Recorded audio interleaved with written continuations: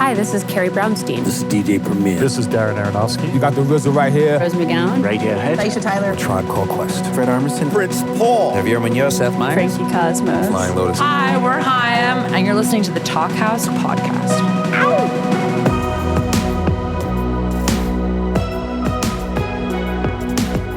Hello and welcome to the Talkhouse Podcast. I'm Josh Modell. On this week's episode, we've got a pair of artists who got to know each other over the course of the pandemic and who got together in the same room for this chat, which is still kind of a rarity these days.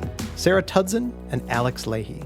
Now, Sarah Tudzin is best known as the mastermind behind Illuminati Hotties, the band she started as sort of an extension of her production and engineering work, which includes contributions to albums and songs by Boy Genius, The Armed, Eliza McLamb, and many, many more.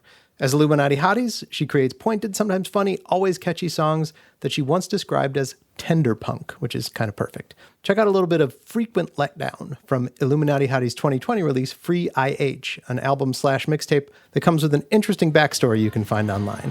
New music is supposedly forthcoming pretty soon, so keep your ears open for that.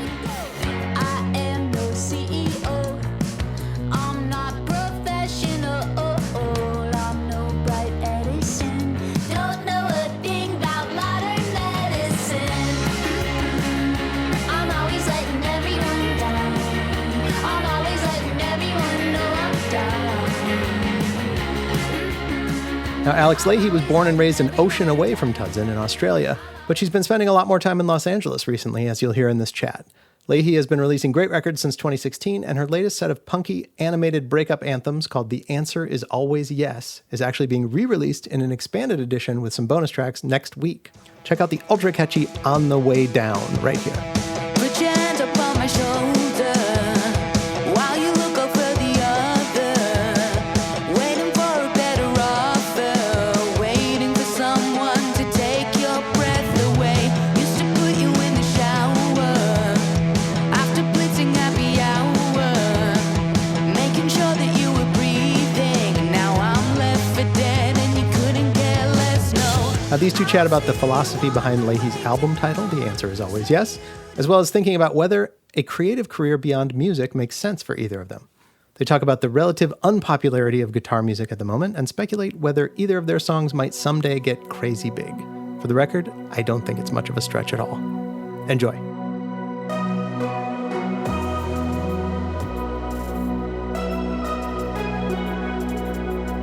Wait, should we establish our voices? Maybe you should talk in my accent and I'll talk in your accent.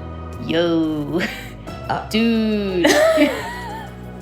Hello, mate. My My name is Sarah Tudzin. My band's called Illuminati Hotties. band's called Alex Lahey. And we're, stoked to be here at the Talkhouse. It kind of feels like a very formal, branded version of the conversations that you and I have all the time. Exactly. Structured playtime. Exactly. Yeah.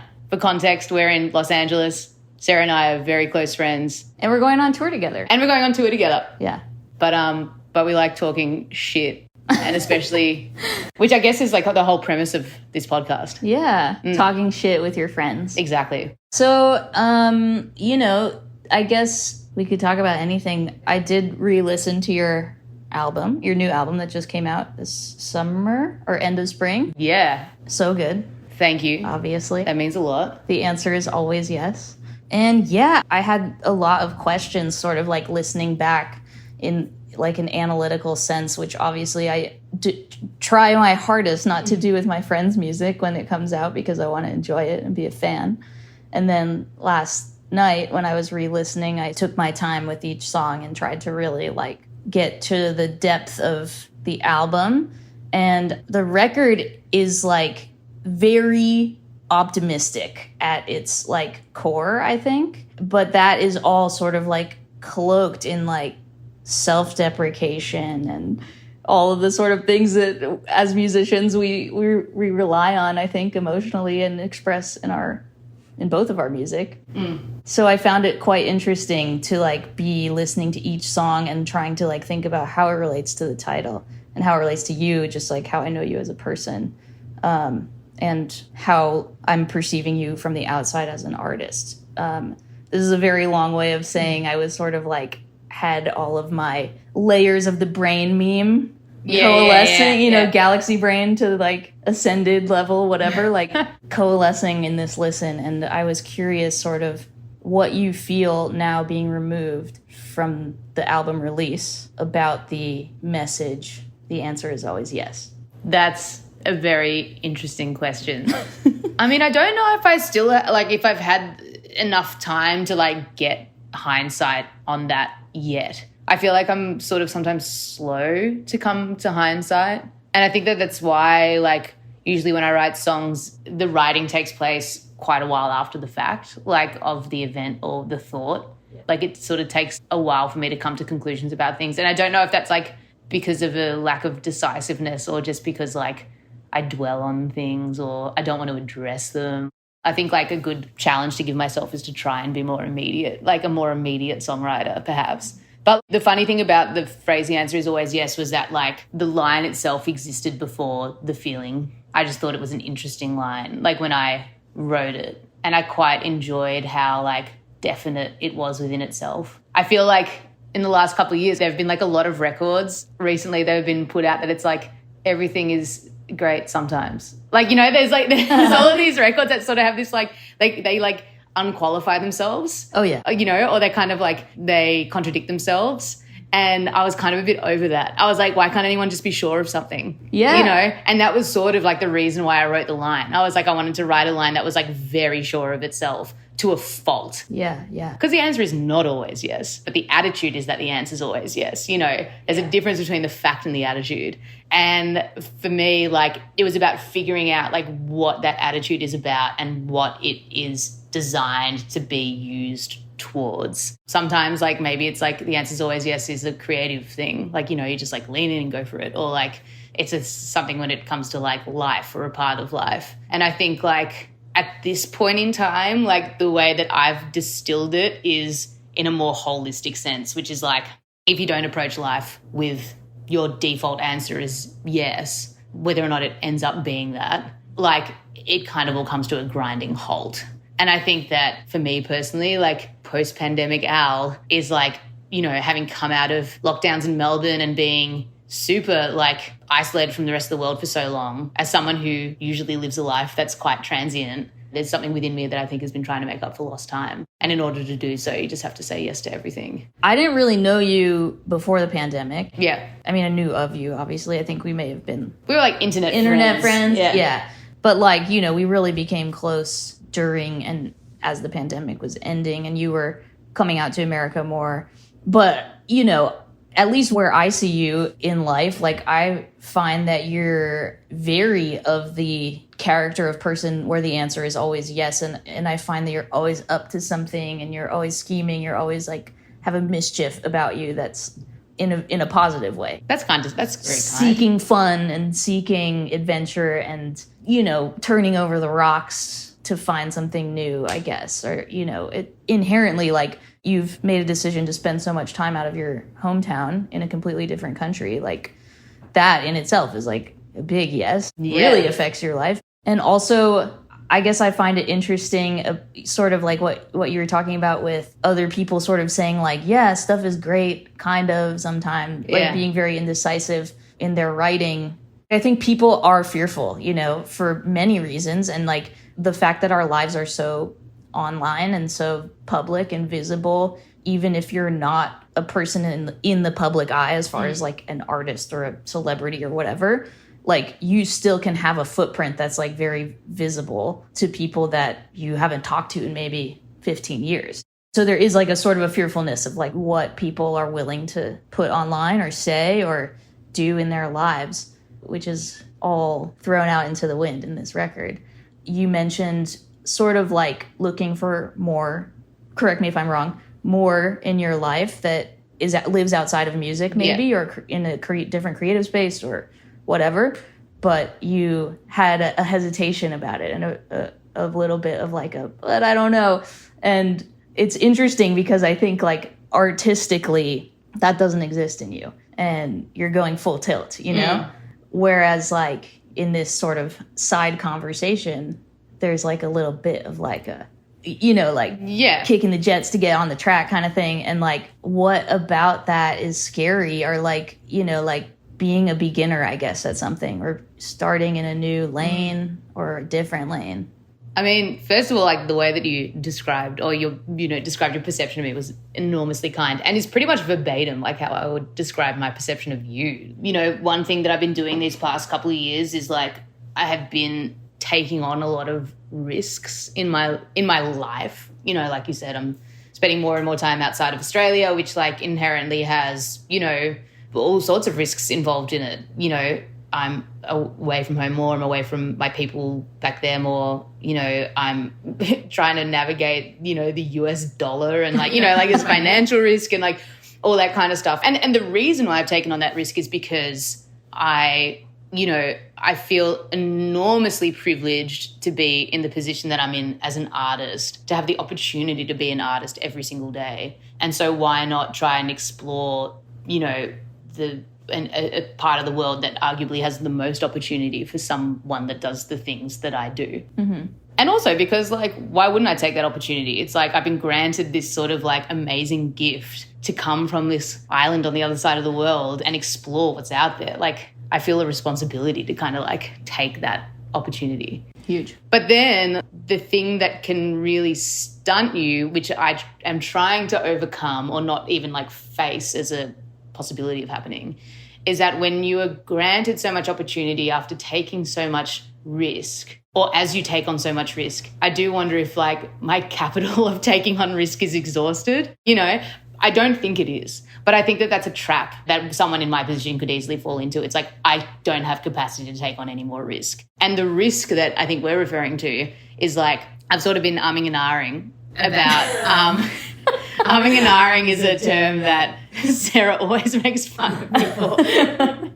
What does it mean? I'll never know. Hemming and hawing? Hemming and hawing? Hemming and hawing. Umming and ahhing. Anyway, I'm still in the relative early stages of my creative career and pursuits as a human being, and I don't want to get bored, you know? And I wonder, I've been thinking about recently about diversifying like beyond music. I don't know what that looks like, and that's scary, but I've been thinking about it a lot recently. You can muse about this thing forever. We all know that as creative people. What is piquing your interest? In what worlds?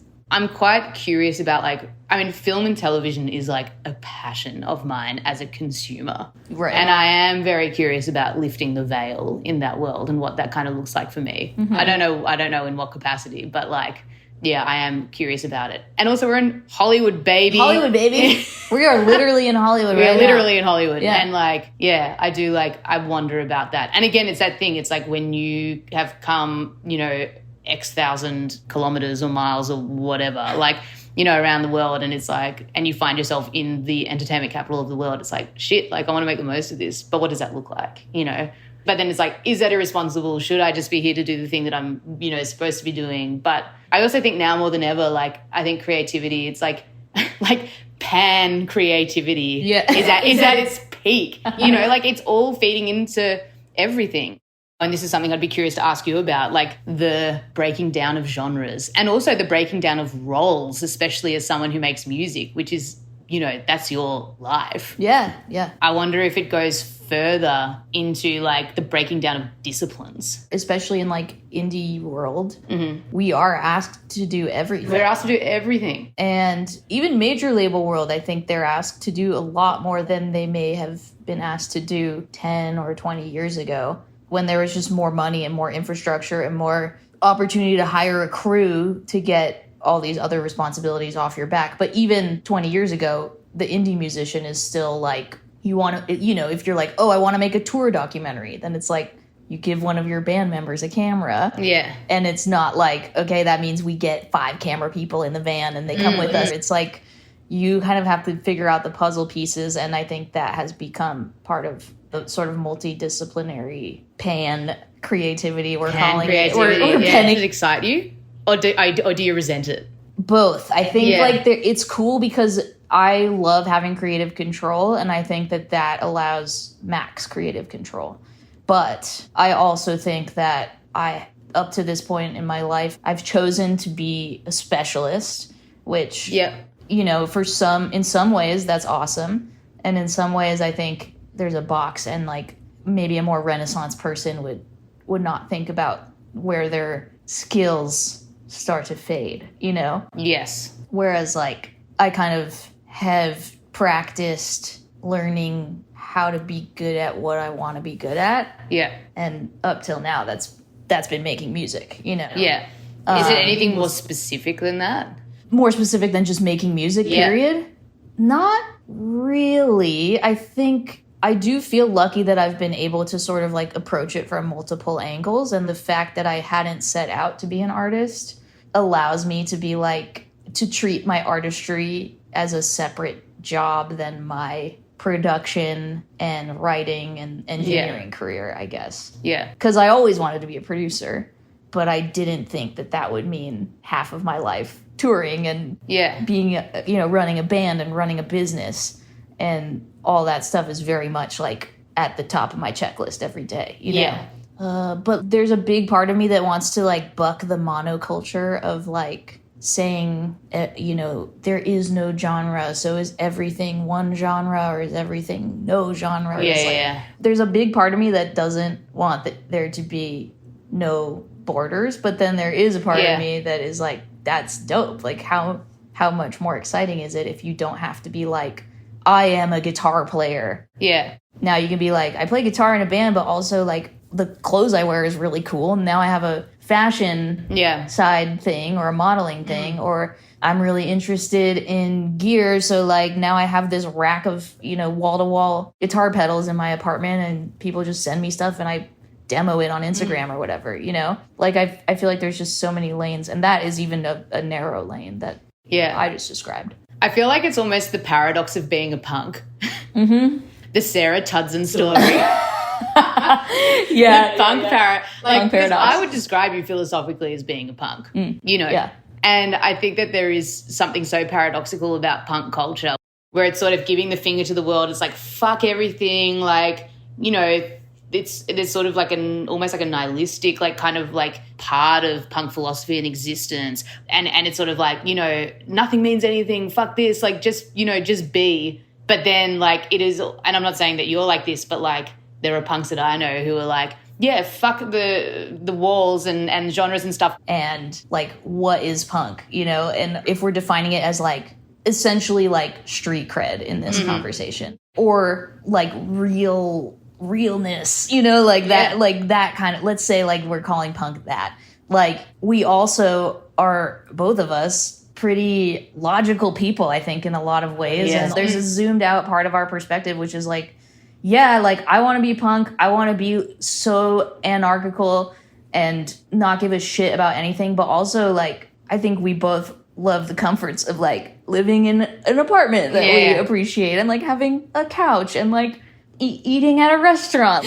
Also that's realistic. And it's us saying like, like we do need to like do this stuff to take care of ourselves and to like ensure that we have like a way to like be alive every day. And I think that like the sort of prototypical punk persona is not thinking about that, at least of like thinking about like what is authentic, what is like anti-establishment. It's like we do have to play in the establishment a bit right now, Yes.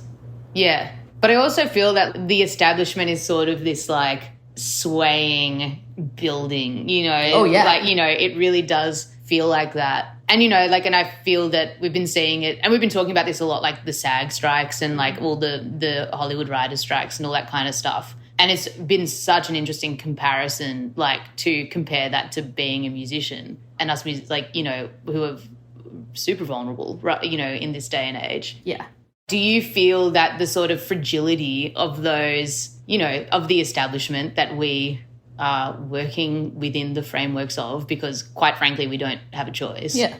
Do you feel that watching that sort of sway in the wind is informing your approach to creativity, whether it's like IH or otherwise? Yeah, 100%. We have a choice every single day to be like some form of like micro rebellion or something. We make choices every day, like of, do we buy a t-shirt on Amazon.com or do we go fucking walk down the street Yeah. and see what local shops are offering or see what the Goodwill has, like, you know, whatever. Like, every single day you're making choices like that. Every single day we're moving through the world in the confines of capitalism. I couldn't even think of an example to make that wasn't including buying something. Yes. And that's just the way America and sort of the like larger first world is working right now.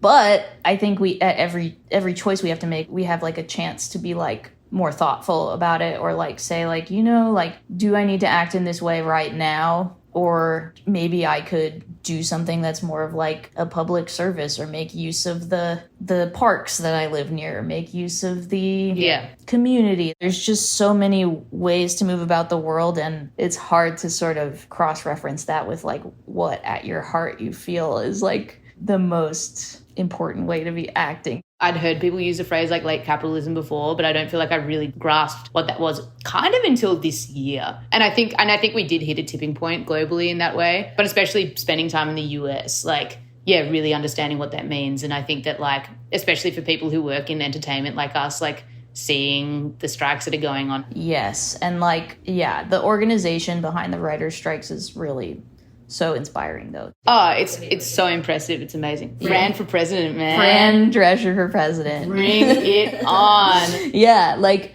I don't know. I think that there's something that we can do as musicians that could mirror that. I think it's going to be trickier just because, like, the scope of music is so wide and so accessible. And you know what I mean? Like, to be an actor, you kind of have to be like in a world of people and connections and whatever. Or to be a writer especially is like the rooms are small and they're closed and they like everyone in that world knows each other. Yeah. Whereas to be a musician, like you literally, you know, there's there's like 75,000 songs a day that get uploaded to Spotify. It's something, it sounds about right. Some obscene amount, and that's not including YouTube or SoundCloud or anything else. Yeah, it's amazing that there's that much like opportunity to just freely create and give it the chance to be heard. Yeah. But then I think like what's getting scary is the value of that, you know, being heard is less than ever, and it's like therefore unsustainable even for people who are being heard. Right.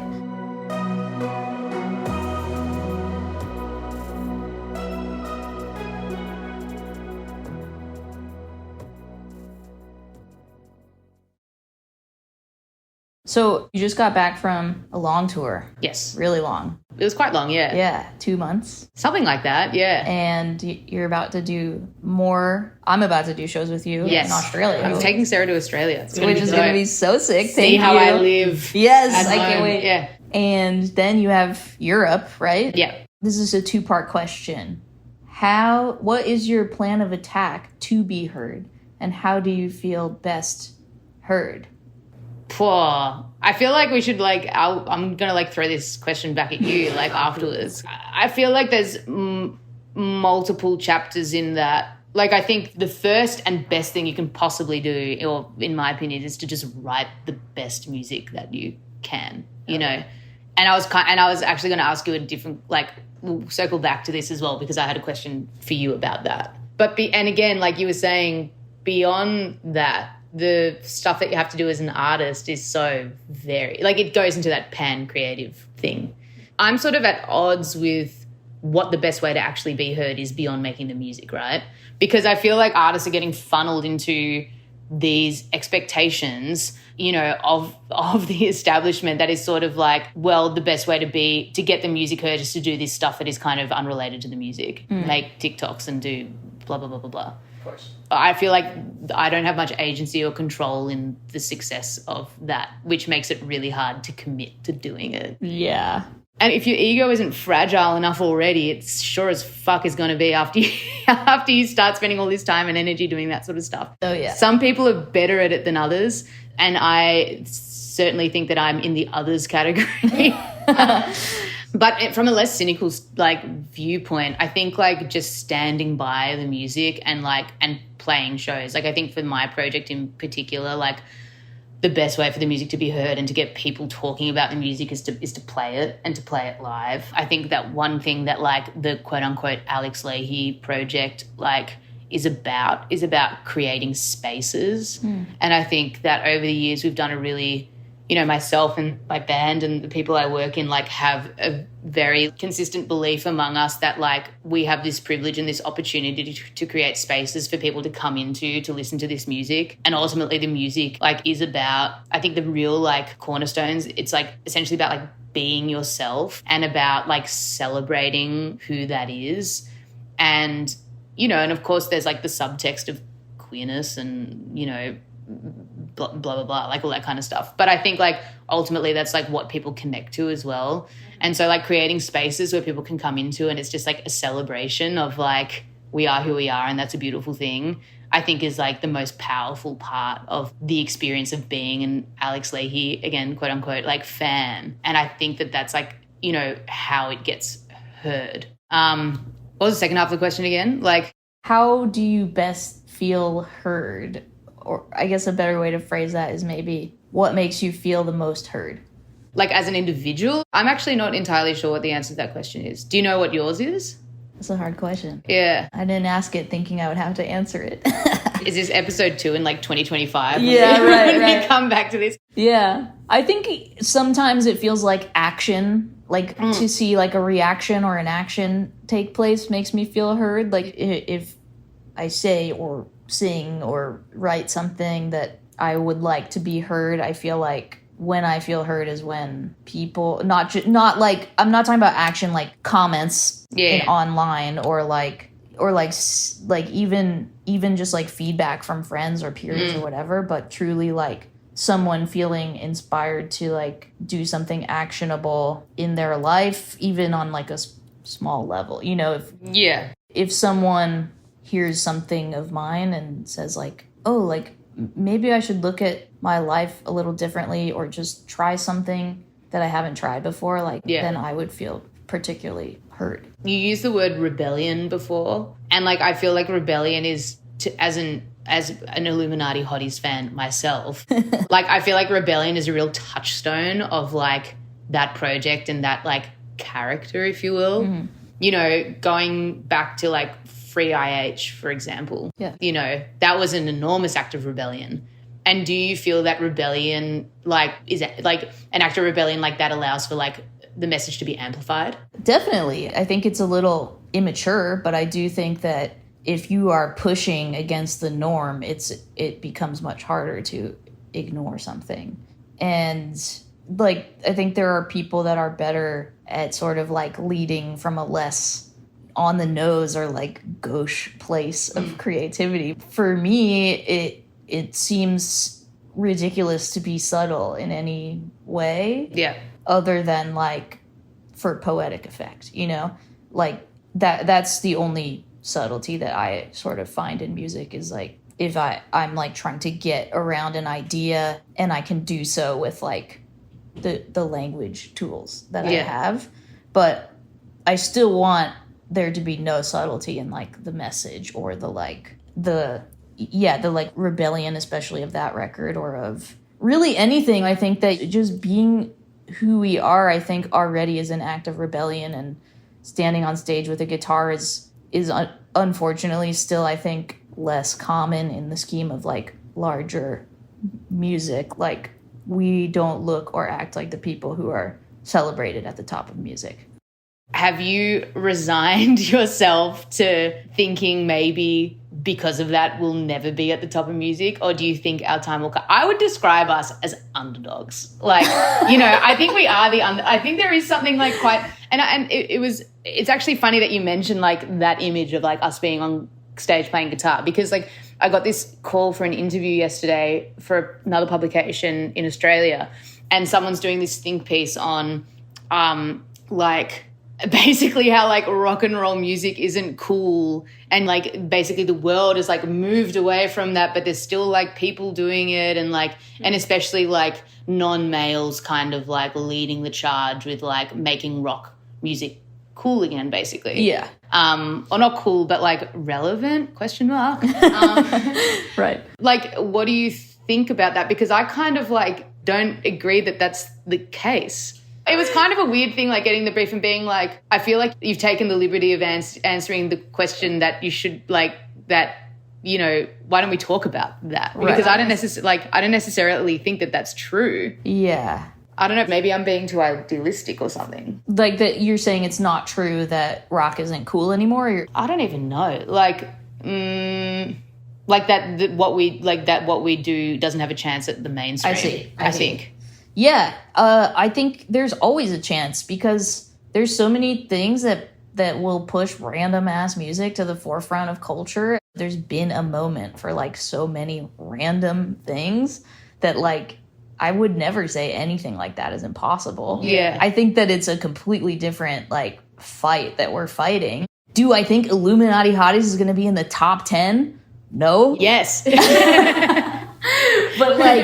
But do I think that like me or you or anyone we know that's in this camp, like as a creator or music maker could be in the top 10? Absolutely. And like, you know, like maybe the branding needs to be different. Maybe the vehicle of like artistry or something needs to be different. But like, I don't doubt that like our thing superimposed in some way could be a top 10 record. Yeah. You know, like crazy things are happening with the internet. Like there's like a Duster song that's like really popular. As much as I was ragging on like those expectations to be involved in like those mediums, like I do love that there is more than ever an anything's possible kind of like reality that comes with those spaces. Like I find that quite inspiring. Yeah. And you can't just be like, I'm going to hit the road for a year and a half and then I'll have 5x the amount of fans that I have. Yeah, exactly. Yeah. You know, when people like say it's like guitar, like playing guitars on stages in the mainstream, like the image that comes into my mind is just Lil Wayne on stage. I knew you were going to say that. With that Emily the Strange guitar. I'm like, for better or worse, that's a guitar like on stage in the mainstream. So true. You know? Yeah. My man Lil Wayne with his skateboard and guitar. Yeah, that's going to say that's the pioneer of rock and roll. Exactly. There's so much space for everything. And like I say this, I've probably said this to you before, but I do think about this pretty much every day is like, you know, as much as I want to hate on streaming and what it's done to the music industry, before streaming, you had like $20 and you had to go to Tower Records or whatever and be like, I'm choosing between this album or this album. Yeah. The CD is like up to $16 or $18. And so you're going to spend your money on one thing. Whereas now it's like, just because somebody is listening to the Alex Lahey record doesn't mean they're not listening to the Illuminati Hottie record. Yes. Yeah. As a matter of fact, they probably are more likely to listen to an Illuminati That's Hottie's record because they are interested in listening to your music. Yeah. And that's because they don't have to make a decision. You could flip back and forth. Like it's literally instantaneous access and you don't have to have a different level of financial privilege to access any music that you want to access online. The issues is like remuneration for those listens. Yes. Do you, like, I sometimes find it funny, like, trying to kind of unlearn and rewire my brain to think about someone, you know, everyone consumes music. Yeah. But the vast majority of people consume it very passively, you know, and sometimes I have to, like, remind myself that we are not those people. Yeah. You know, and, like, but it's sometimes important to think like that, you know, like, kind of cosplay as someone who kind of is happy to be, like, shown the way. Interesting. I don't know if I've ever put myself in that position, honestly. But I wonder, like, you know, like you said, you go to the music store with your $20 and to buy a record. It's like, as someone who's like a more passive consumer of music, I wonder what that experience looks like, / if it exists at all. I feel like we're sort of like running out of time. So to give like, maybe here's like a holistic way to, you know, kind of help draw us to an end, although we could keep talking for hours. Yeah, literally. But like you were talking about my record at the beginning of this chat and how you feel like it's quite a positive record. Yeah. In terms of how you feel about being a creative person, like, you know, as music, as your medium or otherwise, do you feel optimistic about the future or even about your future as a creative human being? I do feel optimistic about it. And I think it's only getting easier to make music. As far as the tools that we all have access to, it means that straight up like middle schoolers can do crazy stuff. And then, you know, myself as a producer who's far beyond middle school or high school, I wish I had that as a kid. And I wish that I was thinking about music more out of the box the way that you can now, I guess, even if you just are in the suburbs and go to a public school and whatever. So I feel optimistic about my creative future because I feel it's not a runway with an end, you know, like it just keeps going. And like my challenge then is to like catch up, you know, and figure out how to keep creating because I love to do that. And I have the opportunities to do that. And I've made that a huge priority in my life. So I don't really know what it will look like forever, but I do think that I will be able to do it forever. Yeah. And that's kind of the main dream, right? I think that's the true creative dream, you know, is for it to never end. Yeah. Which is also like where the fear lies. Oh man, that's also the torture too. Yeah, that's also like the source of the constant anxiety and self-doubt and blah blah blah blah blah, like all that stuff. Exactly. That, you know, if you're listening to this podcast, you're probably experiencing yourself. Yeah, 100%. Yeah, it's torture. But it's very inspiring as well. Yeah, art is pain. Art is pain, man. Life is pain. Life is pain. Yeah, but you know, like that is a very like Zen place to approach it, and it's not to say art isn't pain in the way that we've been like taught, where it's like you have to be, you know, chopping off your earlobes, exactly, and all that stuff. And yourself causing bodily harm or harm to your life, and but it is just sort of like a way to be processing and be struggling, and like you have to do that in life. I feel like the modern era, like the art is pain, like line is. I feel like we've come to this other side of it where it's gone from, art is pain because it's like self-mutilation. Yeah. To like art is pain because we're just trying to survive. Yeah. And it feels good to be like not romanticizing that which could endanger our lives more than they are just by being around, you know? Yeah. Thanks for listening to the Talkhouse Podcast, and thanks to Alex Lahey and Sarah Tudzin for chatting. If you liked what you heard, please follow Talkhouse on your favorite podcasting platform and check out all the goodness at talkhouse.com. This episode was produced by Myron Kaplan, and the Talkhouse theme is composed and performed by The Range. See you next time.